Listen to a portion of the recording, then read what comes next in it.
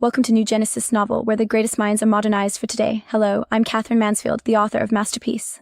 My story begins far from the literary salons of London or the sunlit terraces of the French Riviera, where I would eventually spend so much of my brief but intensely lived life. I was born Kathleen Mansfield Beauchamp in Wellington, New Zealand, in the year 1888. To understand me, you must first understand the world that shaped my earliest impressions. It was a colonial world, perched on the edge of the earth, surrounded by wild winds and the vast, indifferent ocean. My father, Harold Beauchamp, was a highly successful merchant and banker, a man of immense practical energy and ambition who eventually became the chairman of the Bank of New Zealand. My mother, Annie, was a more delicate creature, often distant, wrapped in her own world and frequent ailments. We lived a life of considerable comfort, a bourgeois existence that I would later both rebel against and immortalize in my writing. When I was a young girl, my family moved from the bustling center of Wellington to the rural, pastoral suburb of Karori. Those years in Karori were profoundly influential and deeply etched into my memory. They provided the vibrant sensory landscape for many of my later stories. I remember the sprawling gardens, the imposing aloe plants, the dusty roads, and the sharp divisions of class that were so starkly visible even to a child's watchful eyes. I was an observant girl, often feeling like an outsider in my own bustling household. I had 3 sisters and a beloved younger brother, Chummie, whose tragic death in the Great War would later shatter my heart and drive me to write about our shared New Zealand childhood with a desperate, aching clarity.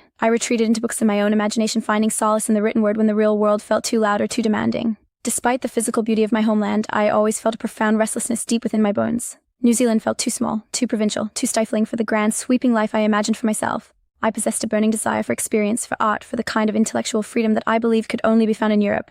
At the age of 14, my parents sent my sisters and me across the world to London to finish our education at Queen's College. Those 3 years in London were a complete revelation to my young mind.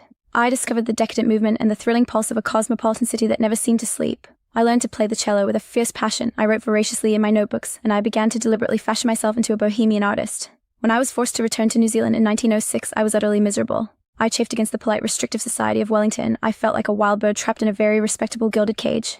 I spent my days reading, writing letters full of teenage angst, and plotting my permanent escape. I even undertook a rugged camping trip through the Urewera region, an experience that opened my eyes to the raw, untamed beauty of the native landscape and the lives of the Maori people, which stood in stark contrast to my father's rigid colonial world. Yet the pull of London was simply too strong to ignore. After 2 years of relentless campaigning and bitter arguments, I finally convinced my father to give me a small annual allowance and allow me to return to England. I left New Zealand in 1908 at the age of 19, knowing I would never return, but I carried its landscapes, its people, and its memories with me until my dying day, weaving them into the very fabric of my literary soul.